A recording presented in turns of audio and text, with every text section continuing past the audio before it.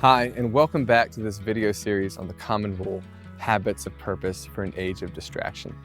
The Common Rule is a book about 8 daily and weekly habits designed to form us in the love of God and neighbor.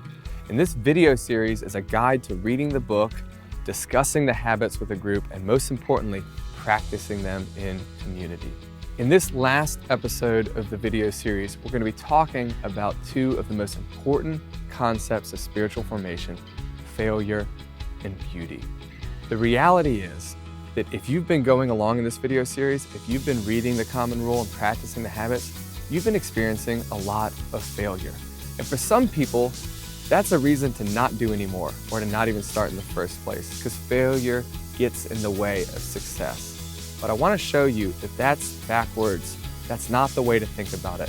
When you take failure and beauty and put them together, you see that stumbling doesn't mean you're not headed towards a beautiful goal. And sometimes on the path towards beauty, failure will be precisely the way you get there. I remember waking up one morning really early, and I hadn't gone to bed on time, and I should have. And I was trying to lead some people through the Common Rule habits at that time, and I myself was messing them all up, and I just felt like a failure. I felt mad.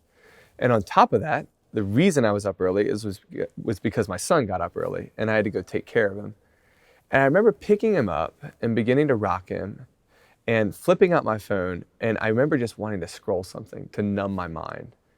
But then I felt this snag, scripture before phone, because at this point it was a habit. And I remember thinking, I don't want to do this. I don't want to. This is a stupid habit. It doesn't even matter. And then the most strange thing happened. I just start doing it anyway, because of course it's a habit. I opened up a Bible app and I started reading through a psalm. It was Psalm 27. And I was totally just trying to check this habit off the list. I was speed reading through this psalm. It was an insult to the text. And then as I am sprinting through this passage, it was almost like a tripwire was laid out and it snagged me. And all of a sudden I fall face first onto this verse. One thing I have asked of the Lord, one thing that I will seek, that I might dwell in the house of the Lord all the days of my life and gaze upon his beauty.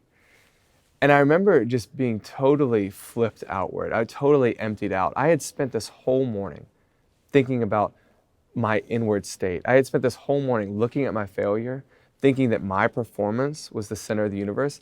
And suddenly, through this pesky habit of scripture before phone, I was catapulted into the truth that life is not about that. Life is not about my success or my failure. It's about the beauty of the Lord and dwelling with him. And when you look at your behavior, whether your successes or your failures, the world begins to dim. But when you look at the beauty of God, who he is, what he has made, and what he has done and is doing for us, then the whole world begins to brighten, including our successes and our failures. Some people ask me, and it's a legitimate question, is it legalistic to live according to habits like these? And I want to suggest that our hearts are always legalistic. We're always yearning to find some way to justify our existence in the world by something we do. And the reality is, though, that habits can actually help lift us out of that. They help lift our gaze out of those and up towards the beauty of God. And when that's your goal, to see the beauty of the Lord, you don't care if you're tripping along the way, because you're not looking down at your feet anymore. You're looking up at him. And this is the essence of the gospel of Jesus Christ. So many people mistake Christianity for a set of rules or a kind of behavior. And it's just wrong. It's just flat out wrong. It's stunningly wrong. The essence of the gospel of Jesus is that because he lived, died, and rose again for you, your life is no longer characterized by what you've done. It's characterized by who he is. And that's why true faith in Jesus and following him eventually leads to a kind of self-forgetfulness where you can finally live a life for someone other than yourself. And even though that means living within his narrow limitations, it is the most freeing thing that will ever happen to you. That is where the good life is. That is what we are made for. And this central goal of life, to live a beautiful life of loving God and neighbor, that is what habits can help us with. I want to thank you for watching this video series on the Common Rule. I hope it's been helpful. I hope it's given you things to discuss, and most of all, I hope it's given you habits to practice. If you want to learn more, make sure to dig deeper into the book and read about all this, and you can also go online to thecommonrule.org and read more about all the habits and watch videos. I appreciate you watching, and I hope that this helps you live a life geared towards the love of God and neighbor.